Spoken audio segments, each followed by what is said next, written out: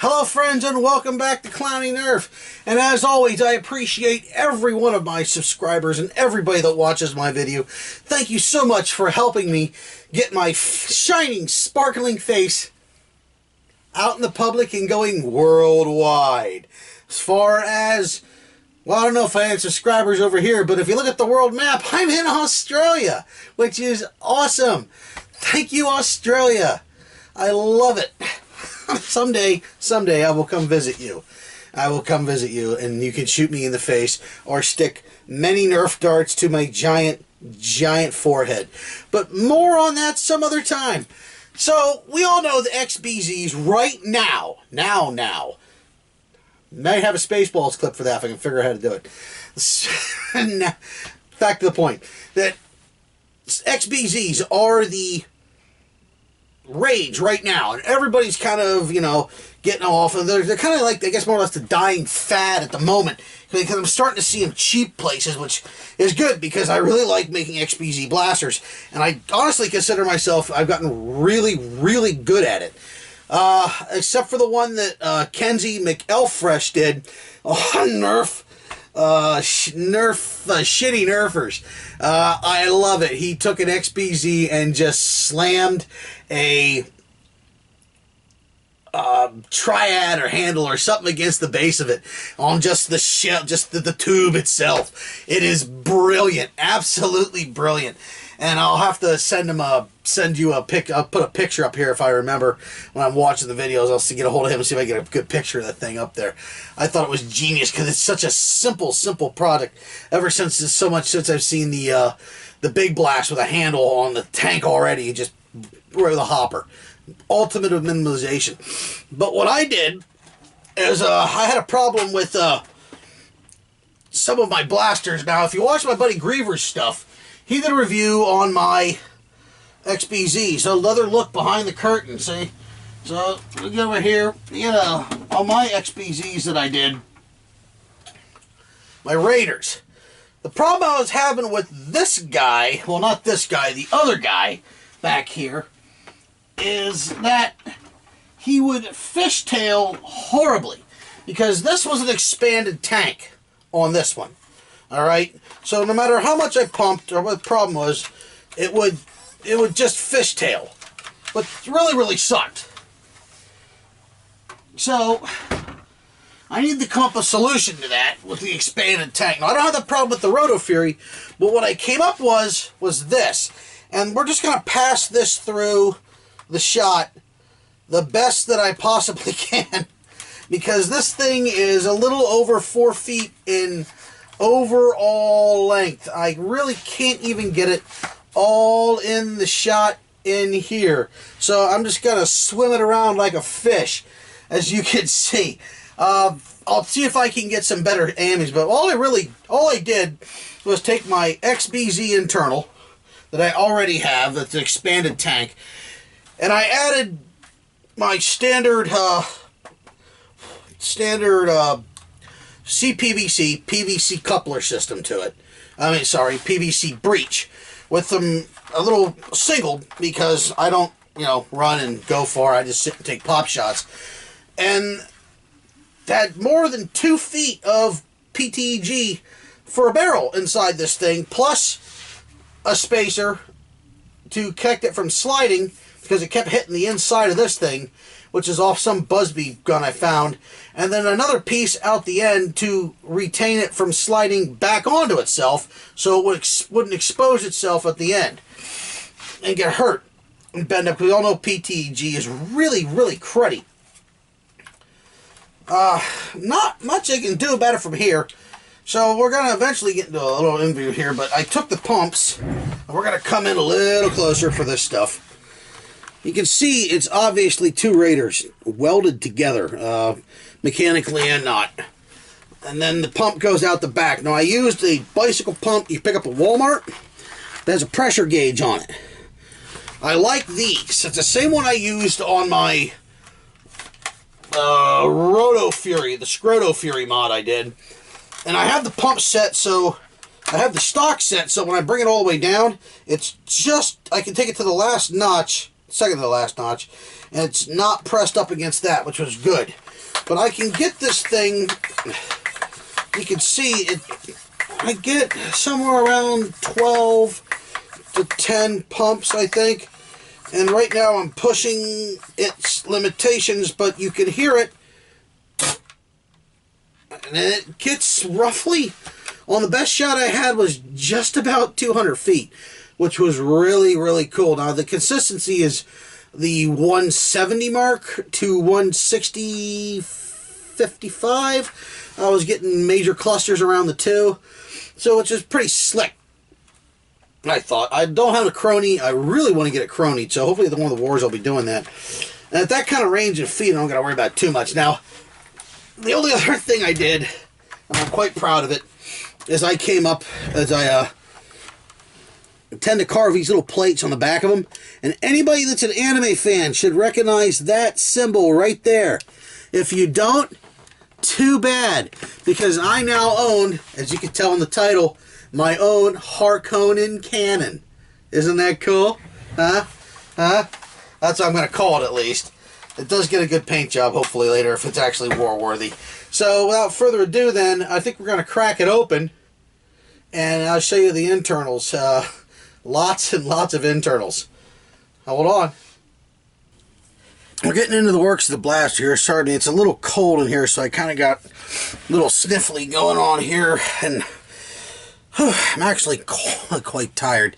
Okay, so I'm trying to get, I can't get the whole thing in the view of the camera, which is really bad, and I thought I'd just carry the camera around and show it to you, but the film quality of that makes it shaky, and that's gonna really just piss me off. So as you can see, there is a ton of screws, and one of these days I will remember to turn my damn phone off when I'm doing these things, so I don't have to be interrupted by Captain Caveman at all. But I guess it's all part of the charm of crappiness that is becoming the hallmark of this awesome channel. Had to take the stock off to get it through, and this is the hole I had to drill through in order to fix everything in. Now, also had to do this to the back piece, and you'll see why here in a minute after I get this on. So we're going to go ahead and move all this stuff out of the way, hopefully so I don't knock anything over. There goes my Dremel. Okay, and pop the top part off, and as you can see, here's a better view of the thing I carved into the blaster door here, which is removed of the jam thing, and you put little putty on the other side. It's going to hold the trigger down. These it's just, and then across here on the up part of the shell, some reinforcement putty, a small piece of plastic in order to hold the barrel in place, so it's the break in the section. I'll show you that right here. That's where this lines up. This thing lines up right here, and it holds the brakes and section open so they don't get in the way. More reinforcement and some screws, because mechanical fastening is about the best way to go for me, as though there is also glue on it. So we're going to set this to the side, and then we're going to go over to here. As you can see, here is the basic guts of the blaster. Do a quick zoom in. Whoop. Oh, there goes my trigger. Do a quick zoom in here.